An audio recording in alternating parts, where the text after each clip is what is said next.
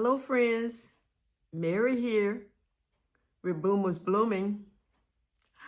I hope you're having a safe and wonderful day on this great fall day.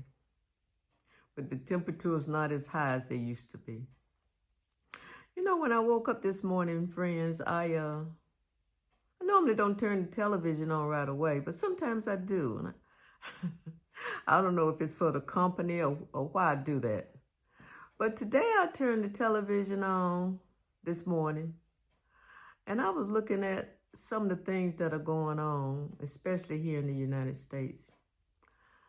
And this thing with the shutdown, the government shutdown, and people saying some of the things they're going to do, those people that are going to be affected by SNAP and EBT possibly being cut off in November.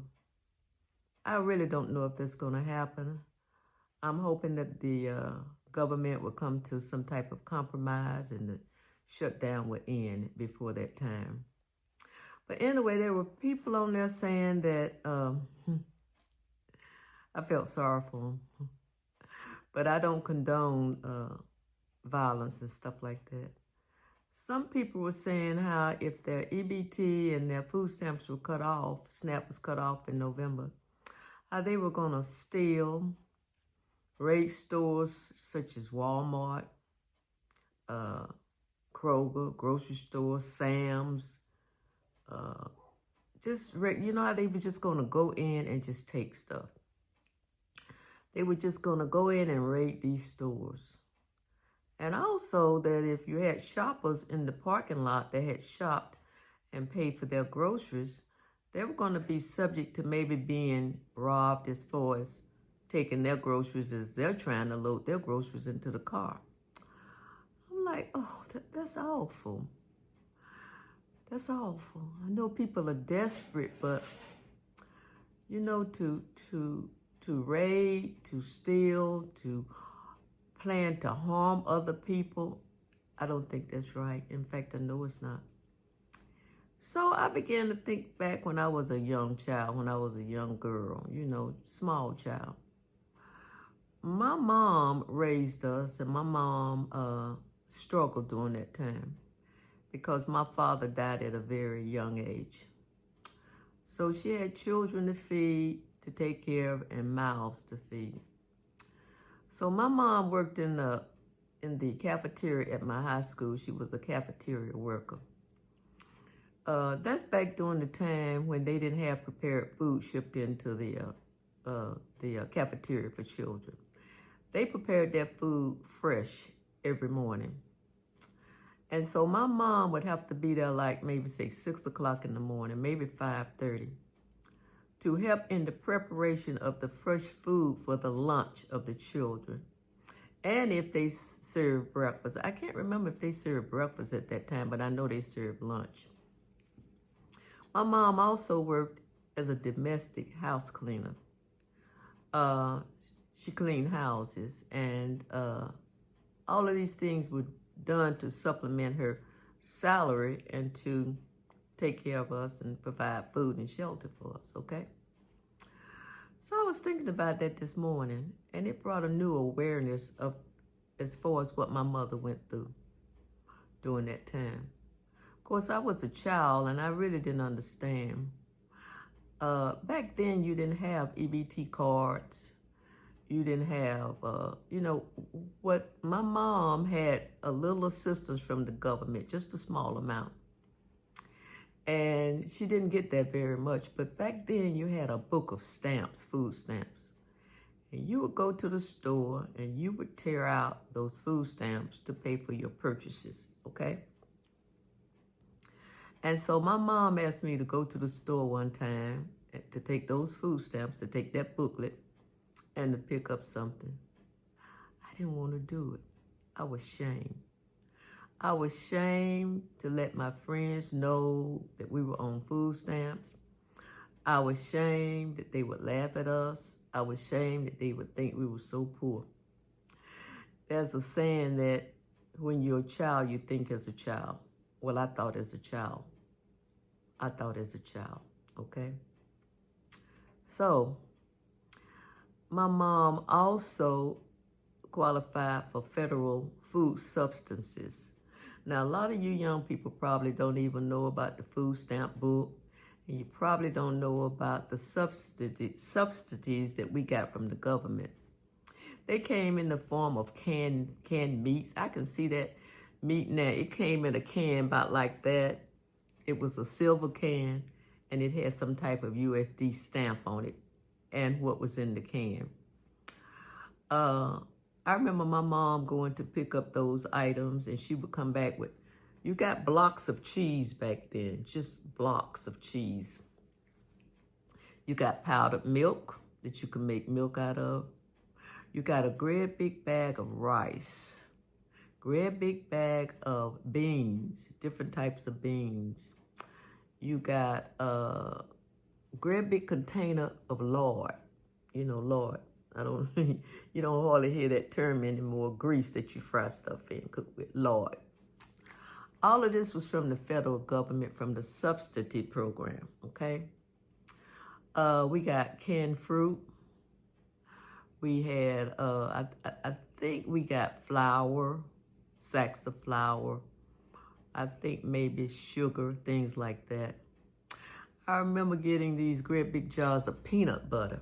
They were huge jars of peanut butter and jelly. So my mom qualified for these substances, and she would go and pick them up and bring them home, okay?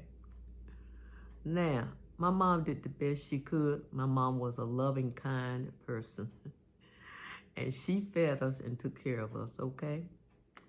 And so I remember back, I never really understood the struggle my mom probably had to go through just to do that, because I was a child. And so I remember going to the grocery store a lot with my mom with her food stamps. And I remember how she would shop. She was a very thrifty shopper. She would buy, sometimes she would buy a whole chicken because she knew how to cut it up. And she would bring that chicken home and clean it, cut it up, put it in a pot of water and boil it. She would put onions and bell pepper and celery in there, and she'd let that chicken stew down. And then she'd take that rice from the government and wash it good, because sometimes they have what you call boll weevils in it. I don't know if you all remember that. And then she put that rice in the broth with the chicken. And then she would have a cabbage, and she would cut it up and wash it and cook it. And then she made a great big pan of cornbread. Now, back then, cornbread was a filler and it was a substance. It was a filler that people cooked pretty much every day because it filled you up. And so it was a main part of your meal, especially for dinner, okay? So my mom would have that chicken and rice, the cabbage. Sometimes it would be collards or turnip greens. Sometimes it would be some of the canned vegetables that she got from the federal government, because they would also be in those big steel cans. Green beans, corn, stuff like that, And then she'd make that big pan of cornbread. And then she always pretty much tried to keep Kool-Aid around.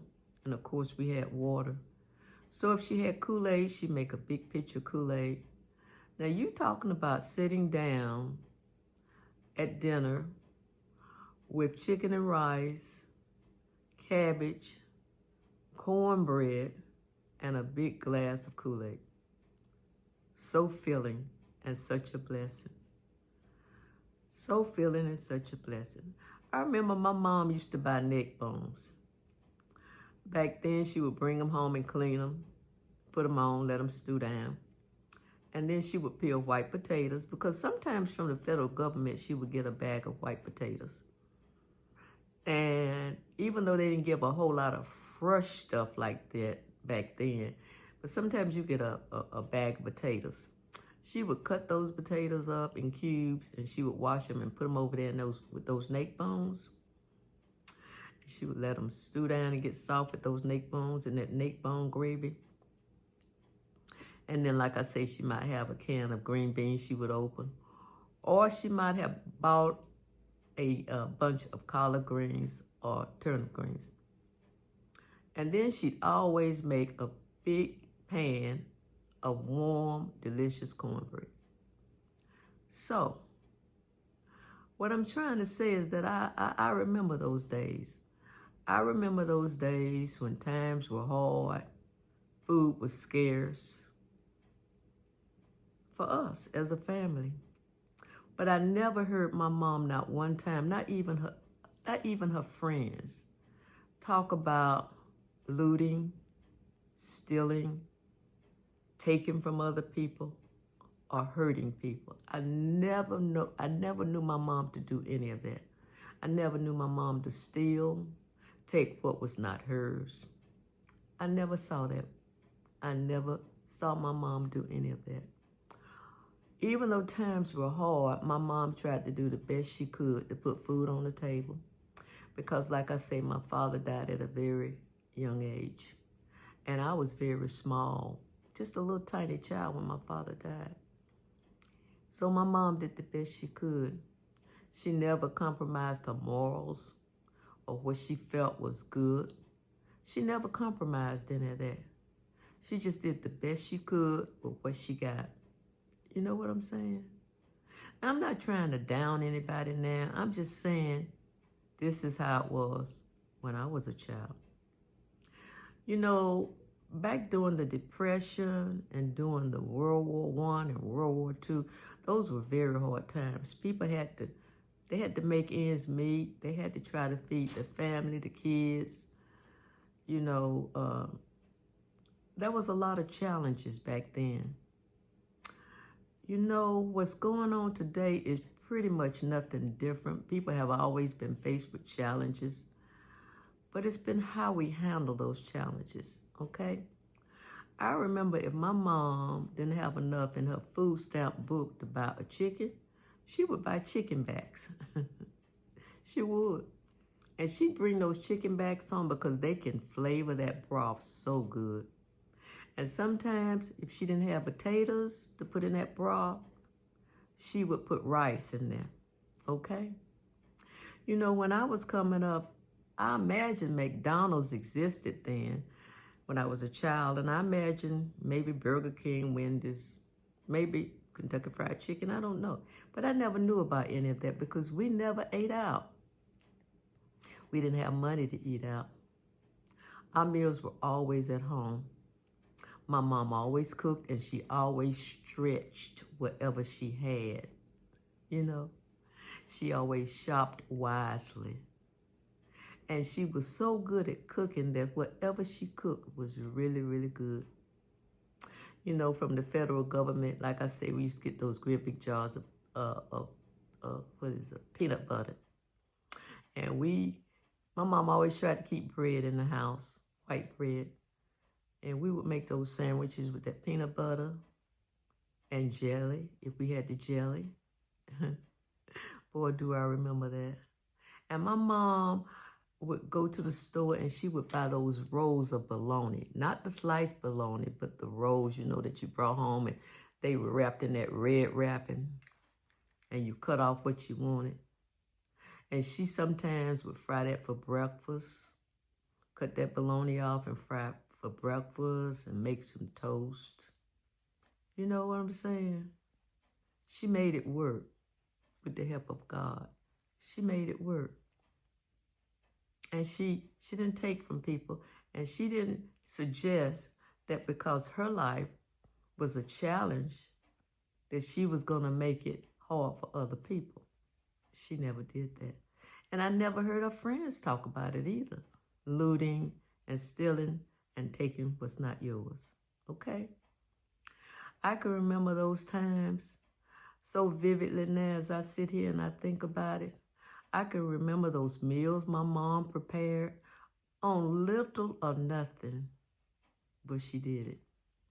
So I know times are hard now, and there are sacrifices we have to make, but this is not the first time. You know, people have had to make sacrifices. Some people so many times in their lives, and they had to make ends meet, and they had to tie things together to stretch stuff. My mom knew how to stretch food. She knew how to take, like I said, a little of nothing and make a meal. You know, I remember coming up, I never liked this, but there was this thing called sugar water. You guys might remember some of it and you may not. I had these friends that if they didn't have Kool-Aid, they made sugar water. If you had sugar and water, you could make sugar water. I never liked sugar water. I just rather drink water if I didn't have Kool-Aid. But anyway, I guess what I'm saying is that this is not the first time times have been hard. It's what we do, how we sacrifice. See, I think sometimes we don't really want to sacrifice to make it work. I think sometimes we become spoiled and complacent. But you never know when hard times may come and when you may have to learn how to cook some chicken backs with some onions and bell peppers and a bag of rice. My mom cooked a lot of beans. Pinto beans, black-eyed beans, butter beans, lima beans. You know, I had a brother that passed some years ago, and he used to always say, he called me Lulu. He said, Lulu, I never want to eat another bean in my life, and I'm not going to eat another bean. I understood because we had beans all the time. Sometimes we had beans and cornbread and a jar of Kool-Aid. But I still love beans. I never turned away from beans. I always have loved beans. And I love them today. And they're really good for you. They offer a lot of fiber. They really do. So I guess it's what I'm saying is that I remember back when, because this is not the first time times have been hard. Think about those people in the soup line during the Depression. Think about them having to feed their children. You know what I'm saying? But as far as I remember, people didn't suggest that they were going to harm other people or harm businesses and put businesses in jeopardy. They just never did. You know, one of my family members works at Walmart, and when I heard that there may be a problem, which we really don't know, that they're just really speculating, I thought about my family member that works at Walmart. If these things were to start happening, there's a possibility people could get hurt, injured, and maybe even killed. Jailed, people could go to jail. So many things can happen when you have the mindset that if you're going to take whatever you need, you're just going to take it. I really don't think that's right. I really don't. From my mom, I learned how to make a lot of economical meals. And when I raised my kids, they will attest to this. I exercised and I added what my mom taught me. You know, I could go to the store and have a small bag of groceries and come home and almost feed my family the whole week. But of course, then things were cheaper. I acknowledge that. Things were cheaper. But there wasn't a lot of money to be made back then. And they had to do the best they could. And they did it. Like I say, my mom never compromised her morals. She never compromised who she was. I had a praying mother. My mother prayed a lot. My mother depended on God a lot. And not only that, she got out and helped herself. Like I say, she was a cafeteria worker. My mom would get up early in the morning because she had to be there real early at that cafeteria. Because like I say, they cooked fresh food back then. My mom would sometimes sit out walking 3 miles in the dark in the morning to get to that cafeteria because she knew she had to be there. I remember one time looking at my mother's shoes and they had cardboard in the bottom when she came home and her feet were wet because it had rained that day. But she walked to that job and she never compromised. So I guess when I'm saying I have a new awareness, you know, you live a long time and sometimes you really don't understand what some people went through for you to get to where you are, for you to live the life you live. Sometimes you really don't sit back and think. So if any of you guys have grandmothers, great-grandmothers, great uncles, great aunties that are still alive and still with us, maybe you can go and sit and talk with them and just ask them how did they survive, because the challenges that we have today are not new. You know, sometimes we think it only happens to us, it only happens to this generation. No, these challenges are not new. How to feed your family, how to shelter your family, how to make sure your children go to bed with a full stomach. These challenges are not new. So if you have some of those, they call them old heads. I guess I'm one of them old heads too. Sit and talk with them. Ask them, how did you manage? How did you survive? What did you do? Because those old heads have a lot of wisdom to share. You know, like I say, we never ate out. We didn't have money to eat out. Like I said, I don't even remember even talking about a McDonald's or a Burger King or Kentucky Fried Chicken or Popeyes. Now, maybe they were around. But when you don't have when you don't have the money to eat out, you take that money and you go to the grocery store and you wisely shop and you try your best to stretch it and feed your family. Like I say, I never heard my mom talk about stealing or harming anybody. And there were some lean times too. There were some times there was only a loaf of bread and a jar of water in our refrigerator. But she made it work. She made it work with the help of God and staying true to who she was. She made it work. And so, looking back, I have even more of a renewed, how can I say, a renewed look. That's not the word I'm trying to say. I have a renewed acceptance of who my mother was and what she did. I have a renewed knowledge of what my mother went through, and not just my mother, but the people of those days, what they went through and how they made it, and they had to sacrifice, how they had to sacrifice and what they had to do. You know, I have a new awakening. It's not that I didn't know because I lived during that time. I know what the word is. I have a new respect. I have a new respect for my mother and all those who went before us, who made it work regardless of the situation. And they didn't steal, they didn't loot, and they didn't threaten people. You see what I'm saying? I'm not trying to bash people because I know that this is a serious situation that we're talking about. But is it going to cause you to become someone you're not? Is it going to cause you to do harm to people who have nothing to do with this? Is it going to cause us to do this?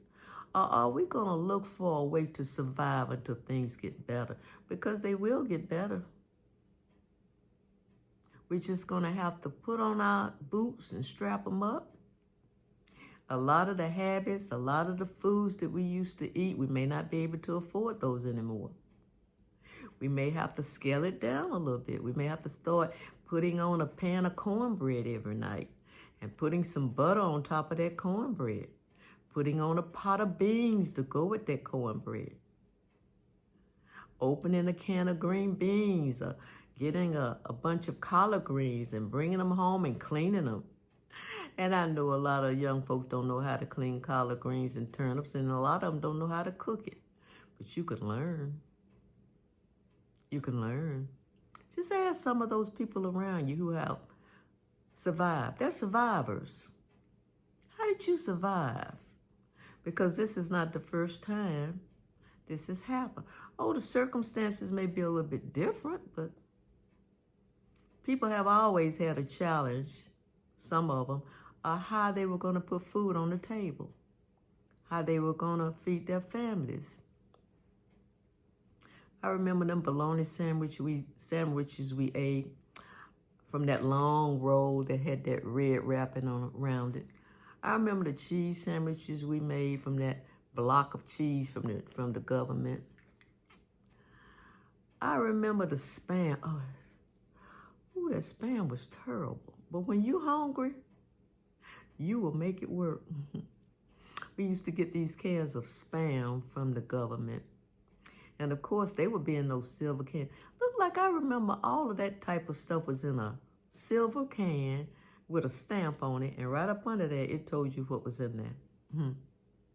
So many times I saw my mom take that manual can opener and open that can and fix whatever was in there. Not turn her nose up, not throw it away. She fixed it.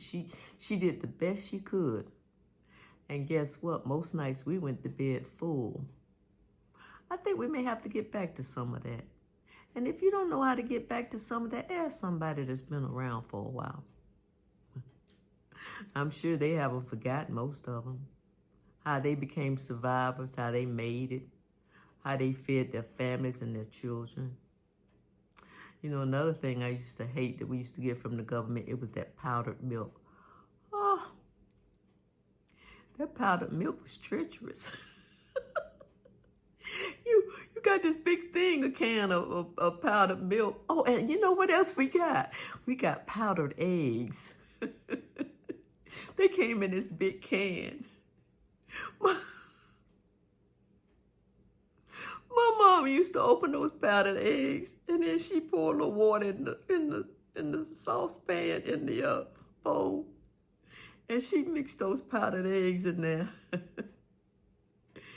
She used them in recipes. She scrambled them and cooked them up. Those powdered eggs that came in them big silver cans from the USDA or whatever they called it. I remember that. And as I sit here and think, it's so many things I remember. But I have a profound and a deep respect as I have gotten older for my mother, my grandmother, my great-grandmother, and all those that came before us, and they had to make it work. And guess what? They did. Because we're here today. You know?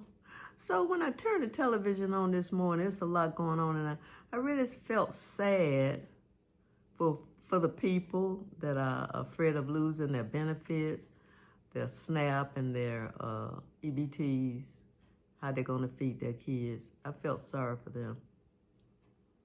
But there are ways to do it without compromising who you are, jeopardizing yourself as far as having to go to jail, and hurting someone that's merely trying to do their job.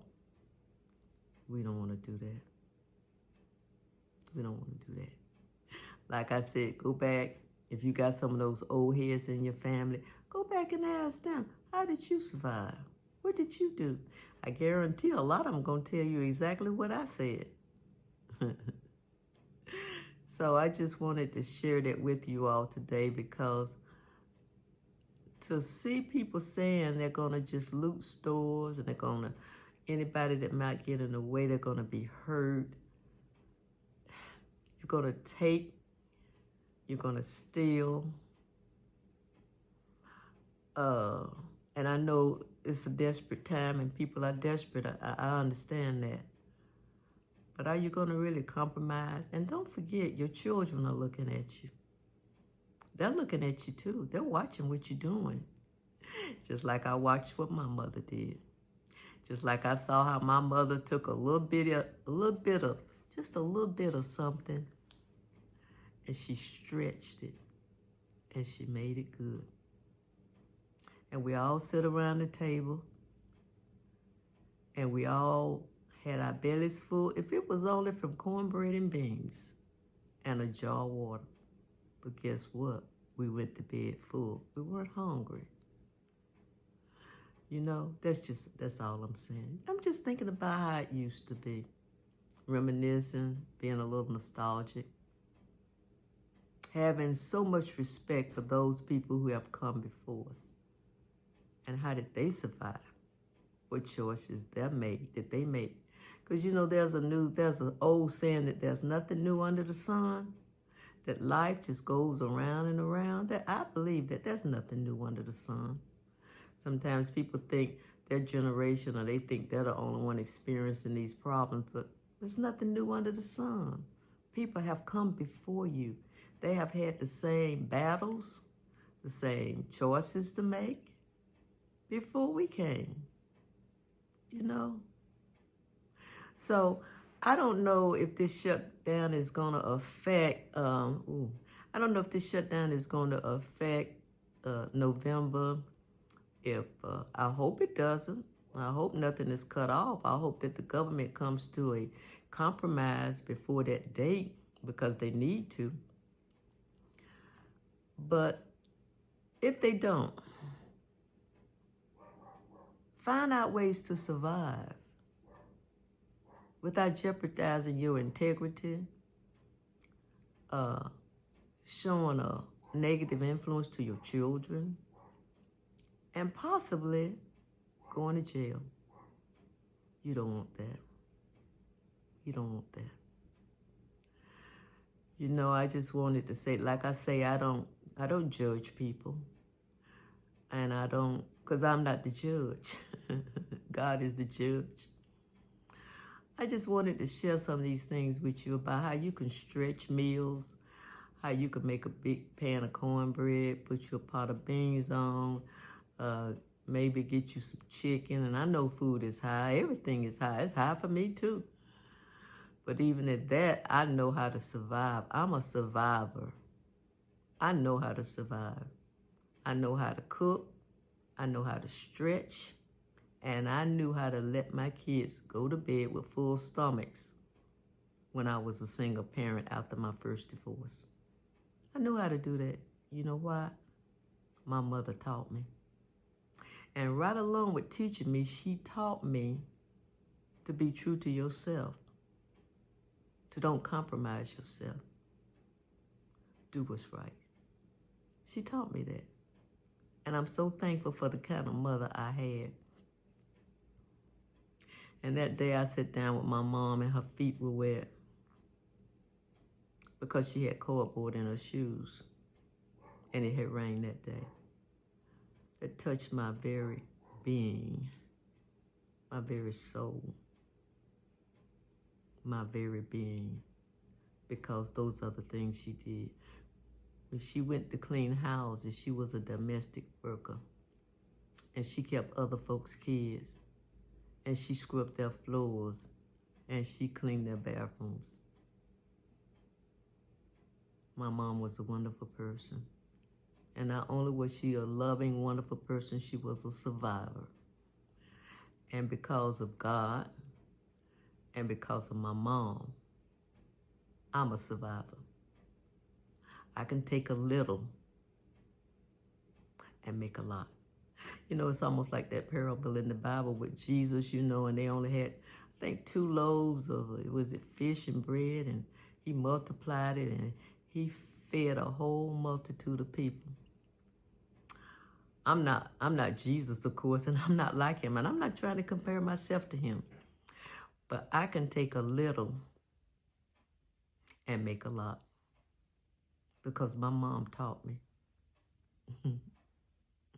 So for you old heads like me who remember the government subsidies and the silver cans with the USDA stamped on them and the Spam and the powdered eggs and the powdered milk and the big jars of peanut butter and the blocks of cheese and the big bags of rice and the big bags of beans. I know we don't have that today, you know, because they've converted to a different system. But those same items are still sold in the store. And they're called staples: rice, beans, butter, milk. Did I say cheeses? Yes. Those are staples. And so I just want to encourage some people who don't know how to stock their pantries. Find out how to stock your pantry with staples. Staples. And if you have your pantry stocked with staples, beans, rice, canned goods, stuff like that, you can make a meal off of that. I remember my mother used to make this cornbread. She used buttermilk. It was called buttermilk cornbread. Oh, was that so good? She'd take it out of that oven. It would be piping hot. She'd take and slice it and put butter on top of it, and you could make a meal just out of a skillet of cornbread and a jar of water. I'm so thankful. I'm so thankful. Thankful for those who have come long before me. I'm thankful. And I'm thankful to God. And I just wanted to share that with you guys. You know, I know some of you remember this. Some of you don't even know what I'm talking about. But that's all right. That's all right. I love you. Take care and be safe.